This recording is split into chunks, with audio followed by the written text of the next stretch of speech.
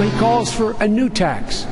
It's called a territorial tax, which the experts have looked at, and they acknowledge it will create 800,000 new jobs, all of them overseas. Well, that was Vice President Biden in his speech down in Charlotte. There's an issue with this statement in that the President's own Jobs Council recommended the same thing. It's called the territorial tax system, meaning the foreign earnings of American corporations that are taxed overseas would not be taxed again when they're brought home. The President hasn't met with that Jobs Council since January of this year. We're back with the panel. I want to start there, Charles. Jim Engel did this piece tonight, and it's pretty, well, it's just interesting. It's a measure of audacity. The president said in 2008 we'd get audacity. When you trash a recommendation and attribute it to Romney and say it's going to hurt us and ship jobs overseas, and it turns out that it's a recommendation of a panel the president appointed as a way to understand how the economy works, how business is recommending improvements, it just shows shamelessness. I think, for example, when the president says over and over again all the number of jobs that were being lost when he came into office, what he doesn't say is that the recession ended within 6 months in 2009, June of 2009. Obviously, it wasn't a response to anything that Obama had done. There wouldn't have been enough time. So it ended because of the measures that Bush and Geithner and others had taken at the end of 2008.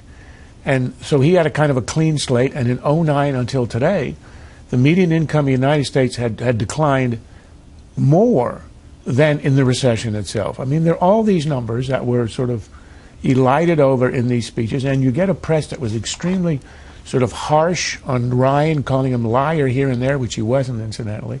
But it ignores all of this as if it really doesn't care if it's coming out of the Obama administration and the candidates. Another thing the council recommended, the Jobs Council, was broadening the tax base by eliminating deductions in exchange for lower tax rates overall, something that the Simpson-Bowles Commission recommended as well. You heard the president, as Charles mention that in his speech, and that raised some eyebrows as well, because he really didn't embrace it back when it came out. Sure, and this is something that, Romney has talked about as well. I mean, he again won't detail necessarily the specific deductions that he wants to go into, but he's talked about the deduction for a second home, for example. And so, when you have the president, this is one area where in his convention speech you saw him playing to the center. He spent a lot of time playing to the left on social issues and other things, but on issues like taxes and deficit reduction, he was trying to make a play for those swing voters. And while Paul Ryan voted against the Simpson-Bowles Commission in the actual commission, he says that he brought forward a plan afterwards to take the good things that he thought, right, including health care, dealing with health care, and the president didn't. Steve, how big does this sink in any place, like some of these things that the Jobs Council recommendation, the Simpson-Bowles recommendation, does it cross into people's mindset?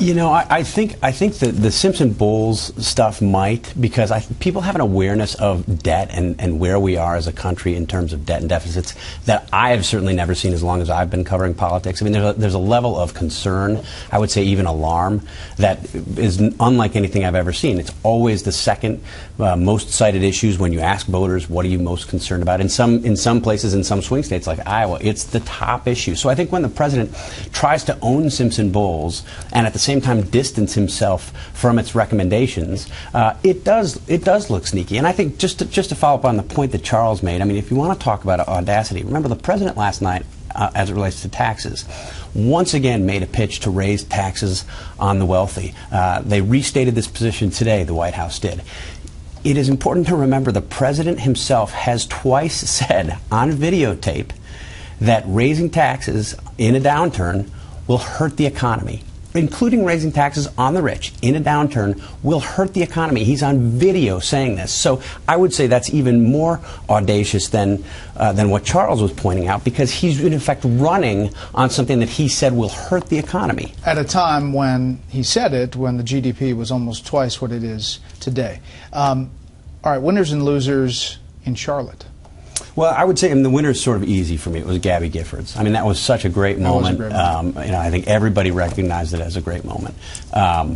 My loser is Debbie Wasserman Schultz. I mean, what she tried to do to Phil Klein of the Washington Examiner and suggest that he deliberately misquoted her when he in fact quoted her accurately and had it on audio tape, I think is totally disgraceful. And I'm surprised, frankly, that you haven't seen the journalistic community sort of rise up in defense of Phil Klein, as I think they would have had he not been working at a conservative paper. Casey? Winners probably Obama himself. You've seen a little bit of a bounce already out of this convention in some of the early polls, not necessarily because of the speech that he gave, but because of the convention altogether. And I would say voters probably lost out for both the Democratic and the Republican convention because, as we were just addressing with Simpson Bowles and some of these other things, I mean, neither of these candidates really grappled with this enormous fiscal cliff. Charles. Winner, the vice president, he gave the speech of his life. If you take away the last 15 minutes of partisan hackery, the part he did about the bailout and feeling for the ordinary American was slightly unctuous, as I would say, but it had feeling, emotion, resonance. I think it sort of rescued its reputation, which was rapidly heading into being irrelevant and sort of the crazy uncle in the attic. So I think he did himself a world of good. Loser? Elizabeth Warren, one of the worst speeches of the 2 weeks. That is it for the panel and an interesting end to 2 weeks.